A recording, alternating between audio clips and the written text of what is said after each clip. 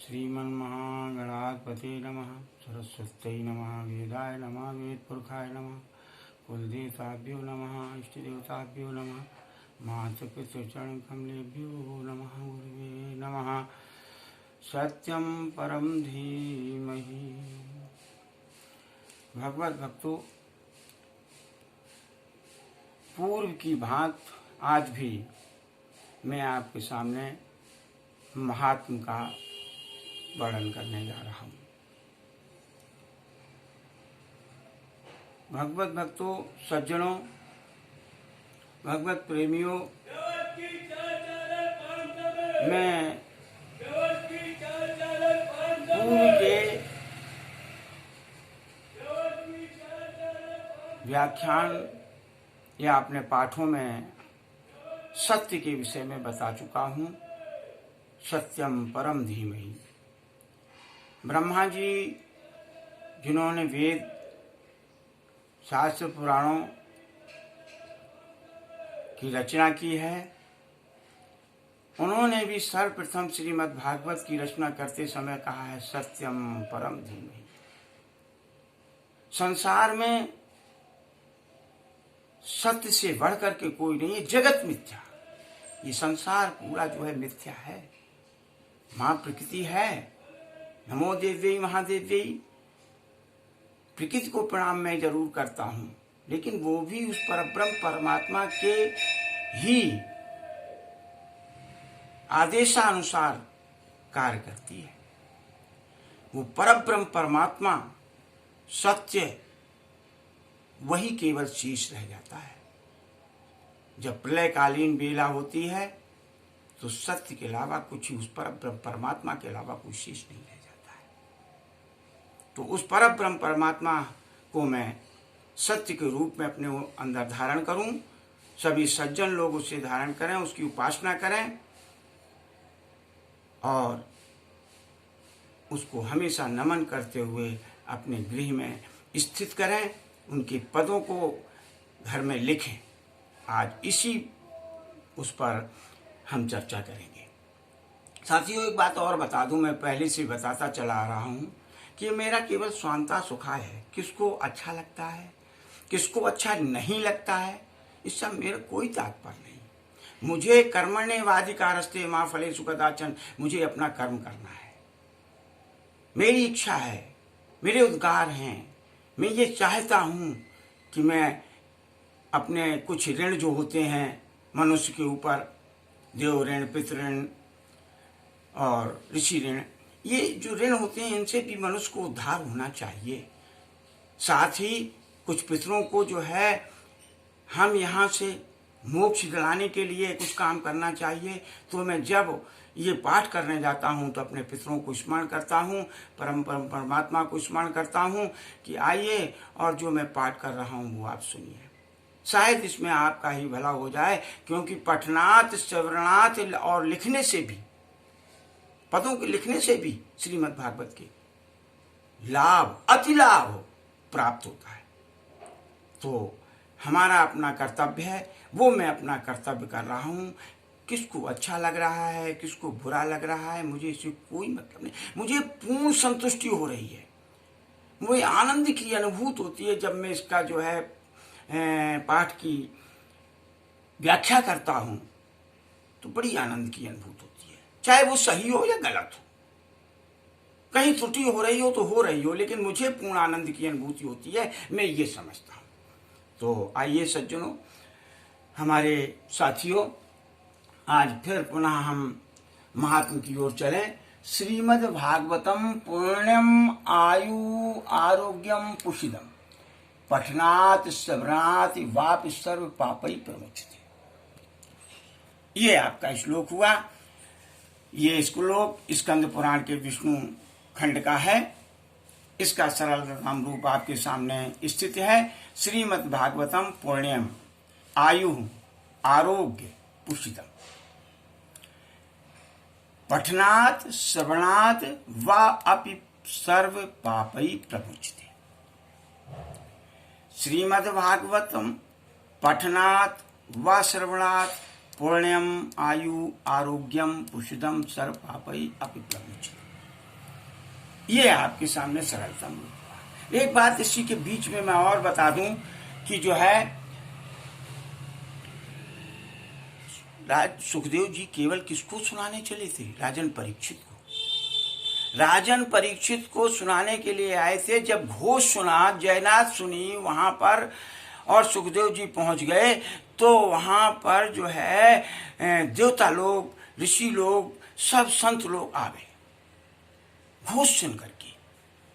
तो कहने का तात्पर्य में ये है कि लक्ष्य मेरा होना चाहिए कि मुझे क्या करना है, और वो मैं अपनी लक्ष्य की पूर्ति कर रहा हूँ, अपने ध्येय को स्मरण करते हुए ध्याता हुआ हूँ और पूजन करता हूँ, केवल अपने कर्तव्य का पालन कर रहा हूँ।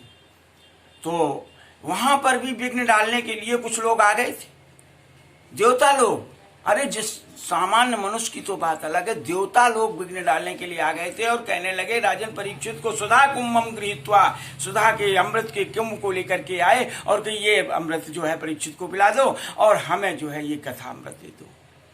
लेकिन सुखदेव जी ने, मैं इसका आगे वर्णन करूंगा, सुखदेव जी ने नहीं दिया। क्यों नहीं दिया ये इसका भी जिक्र करूंगा। और उन्होंने कथा और अमृत की तुलना भी की, वो आगे वर्णन आपके सामने आएगा। तो कहने का तात्पर्य मैं अपने कर्तव्य का निर्वहन कर रहा हूं, चाहे एक सुने, चाहे दो सुने, चाहे चार सुने, हमें कोई इसका लेना देना नहीं, इससे कोई मतलब नहीं। केवल मुझे स्वांता सुखाए बड़ा आनंद की अनुभूति हो रही है और उसी में मैं तन्मय रहना चाहता हूँ। आइए, इसका अर्थ है कि श्रीमद् भागवत के पढ़ने सुनने से पूर्ण आयु, आरोग्य और पुष्टि प्रदान होती है, शरीर पुष्टि प्रदान होती है। और ये तीनों फिर आगे हम बात जिक्र करेंगे। पहले बिल्कुल अर्थ बता दें, सभी पापों से भी मुक्त करते हैं, सभी पापों से भी मुक्त करता है श्रीमद् भागवत। भागवत पुराण के अब हम भावार्थ की तरफ चल रहे हैं। इस भावार्थ में कई श्लोकों का अंश समाहित है। मैं अपनी तरफ से कुछ भी नहीं कहता हूं, इसीलिए इसको हमने कार्यक्रम को संचालित किया है कि जहां मैं अपनी तरफ से कहूंगा तो मैं कह दूंगा ये मेरी सोच है, लेकिन जहां मेरी सोच ना कहें तो ये आप समझ लीजिए कि भागवत के किसी न किसी श्लोक का अंश है।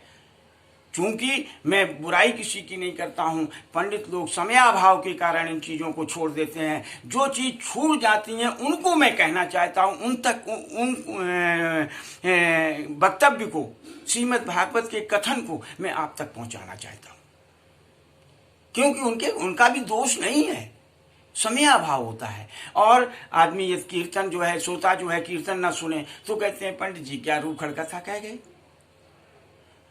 तो और यदि जो है कीर्तन करते रहे तो कहते हैं कि मुख्य कथा छोड़ दी। तो हमारे कहने का मतलब वहां पर रोचक कथा बनाने के लिए संगीत का, कीर्तन का जो है, और कीर्तन भी अपने में महत्वपूर्ण है। हर कीर्तन जो है कलयुग में बहुत पूर्णवान होता है, पूर्ण रखता है। सब कलयुग में केवल कीर्तनी शब्द का प्रयोग आया है, कीर्तन सबसे उत्तम होता है। लेकिन श्रीमद् भागवत की ओर फिर चलें और भावार्थ की ओर हम चलें और देखें कि जो है इसमें कई श्लोकों का भावार्थ है जो छूट जाते हैं, उनको हमने ले लिया है। श्रीमद् भागवत के पढ़ने और सुनने से, पढ़ें या सुने या हम उनके पदों को लिखें या पूरा श्लोक लिखें तो पूर्ण आयु और आरोग्य और पुष्टि प्राप्त होती। पुष्टि का मतलब शारीरिक पुष्टि, और यह भी हम कह सकते हैं कि पूर्ण को भी पुष्टि देता है, आयु को भी पुष्टि देता है, आरोग्य को भी पुष्टि देता है और शरीर को भी पुष्टि देता है। ऊपर एक सभी की पुष्टि करता है। और यहां तक कि यदि अपने घर में, पूजा के स्थान पर या कहीं भी जो पवित्र स्थान है, स्थानों पर या स्थलों पर भागवत का श्लोक या श्लोक का कोई भी पद यदि लिखा है तो भगवान कहते हैं ब्रह्मा जी से कि हे ब्रह्मा जी, हे बेटे वत्सो, मैं वहां पर जैसे एक गाय अपने बछड़े के पीछे पीछे चलती है, श्रीमद् भागवत में शब्द आया पुत्र वत्सला, तो वो पुत्र वत्सला गौ जैसे अपने बछड़े के पीछे पीछे चली जाती है, उसी तरह से मैं उस घर में देवताओं सहित जाता हूं। ऐसे नहीं, देवताओं सहित जाता हूं, देवताओं के साथ वहां वास करता हूं और रहता हूं। और यही नहीं, जहां मैं रहता हूं उसके घर के स्वामी परिवारजन को जो है योगक्षेमम योगक्षेम का वहाम्यम है। शब्द अनन्या चिंतयन्तो माम ये जना परिपास्ते तेसाम नित्याभियुक्तानाम योगक्षेमम वहाम्यम। मैं उनके योगक्षेम का वहन करता हूं उस मनुष्य का, और कभी भी मैं कभी किसी भी तरह से उसका परित्याग नहीं करता हूं। जो व्यक्ति कहीं भी श्रीमद् भागवत का पूजन हो रहा है, कथा हो रही है, श्रीमद् भागवत कहीं रखी हुई है, यदि उसको देख करके जो है खड़ा हो जाता है, अपने आसन से उठ करके जो है उसकी परिक्रमा कर लेता है, तो मैं उसे धन, स्त्री और पुत्र तो और भक्ति तो देता ही हूं, इसमें कोई दो राय नहीं है। और जितने पग वो जो है परिक्रमा करने में चलता है, हर पग पर अश्वमेघ यज्ञ का फल देता हूं। भगवान ने कहां तक कह दिया है, कितना कह दिया है, श्रीमद् भागवत का कितना महत्व बता दिया है। स्कंद पुराण के माध्यम से, विष्णु खंड के माध्यम से यहां तक बता दिया है कि जहां पद लिखा होता है या भागवत स्थित होती है या वो जो है पढ़ता है या सुनता है या लिखता है, तो निश्चित रूप से मैं उसकी बस में रहता हूं। लेकिन सज्जनों, एक होता है हृदय से किया गया कार्य और एक होता है ऊपरी मन से किया गया कार्य। फल दोनों का मिलेगा, ऐसी नहीं है, क्योंकि हमारी रामायण में भी लिखा है भाव को भाव अनख्याल सहू। भगवान का नाम लेते हैं, भाव से लीजिए, चाहे आपको भाव से लीजिए, चाहे आलस में लीजिए, चाहे कैसे लीजिए, अनख्याते हुए लीजिए, क्रोधित होते हुए लीजिए। आप जो है अपना किसी तरह से प्रभु का नाम लेते हैं, किसी का प्रभु के प्रति कार्य करते हैं, तो निश्चित रूप से जो है आपको उसका लाभ मिलेगा। लेकिन लाभ में अंतर हो जाएगा, एक श्रद्धा भाव से किया गया कार्य, एक अश्रद्धा से किया गया कार्य, दोनों में अंतर होगा जरूर, फल जरूर मिलेगा। जैसे डॉक्टर के पास जाते हो, कोई आप दवा के विषय में नहीं जानते हैं, लेकिन भी श्रद्धा से जो है वो उस पर विश्वास करते हुए आप उसकी दवा ले लेते हैं, तो फायदा ही करती है। तो इसी तरह श्रीमद् भागवत पर विश्वास हो या न विश्वास हो, कुछ भी आप करेंगे फल तो मिलेगा, लेकिन फल की जो है वो मात्रा जो है वो बढ़ जाएगी, फल का प्रभाव कितना पड़ेगा वो अलग बात है। तो भाइयों सज्जनों, समय अधिक हो जाता है, मैं इतना चाहता हूं कि मेरा वीडियो उतना रहे कि सब लोग सुन सकें, सब लोगों तक पहुंच सके, जितने लोगों से पहुंच पाए उतना अच्छा है। तो इस वजह से मैं इस आज जो है विश्राम हमने महात्म के लिए दिया। बहुत ही उत्तम कोट का श्रीमद् भागवत का महात्म है, और मैं आगे भी जो श्रीमद् भागवत के साथ जुड़ा हुआ महात्म है आपको वो भी पद्म पुराण का आपका महात्मा आपको सुनाएंगे हम। अब हम श्रीमद् भागवत कल से शुरू करेंगे। सुनना न सुनना, उसके विषय में अनुकरण करना न करना, ये आपका है, हमारा कर्तव्य अलग है। हम अपनी संतुष्टि के लिए, अपने पितरों की संतुष्टि के लिए, जनमानस की संतुष्टि हो या न हो, सांसारिक लोगों की संतुष्टि हो न हो, लेकिन मैं अपनी संतुष्टि के लिए और पितरों की संतुष्टि के लिए ये मैंने कार्यक्रम किया। मेरी माँ की बहुत भी इच्छा थी कि कभी जो है हमें भागवत सुनाए। एक बार मैं भागवत सुनाने के लिए चला, लेकिन इतना जीवन से संबंधित जुड़ा हुआ कार्य था कि मैं उसको मतलब जल्दी से पूरा करने के बाद सीधा आ गया था। तो कहने का तात्पर्य, और अभी हमारे गुरुजी ने कहा कि श्रीमद् भागवत का पाठ करो, हमें भी सुनाओ, तो हम उन्हें वहाँ रह करके तो नहीं सुना सकते हैं, लेकिन हम इस माध्यम से कोशिश कर रहे हैं कि जिन जिन की इच्छा है, और यहाँ जब मैं श्रीमद् भागवत करने चाहता हूँ तो पितरों का आह्वान कर लेता हूँ, सभी आएँ और सुने, शायद इसी से मोक्ष हो। धुंधकारी की जब हम चर्चा करेंगे तो हम आपको बताएंगे, कहानियाँ आपके सामने नहीं आएंगी, महत्व आएंगे श्लोकों के। इसलिए अब आप सब लोग अगले उसकी प्रतीक्षा में रहिए। कल आपके सामने दूसरा जो है वीडियो आएगा। हरि शरणम।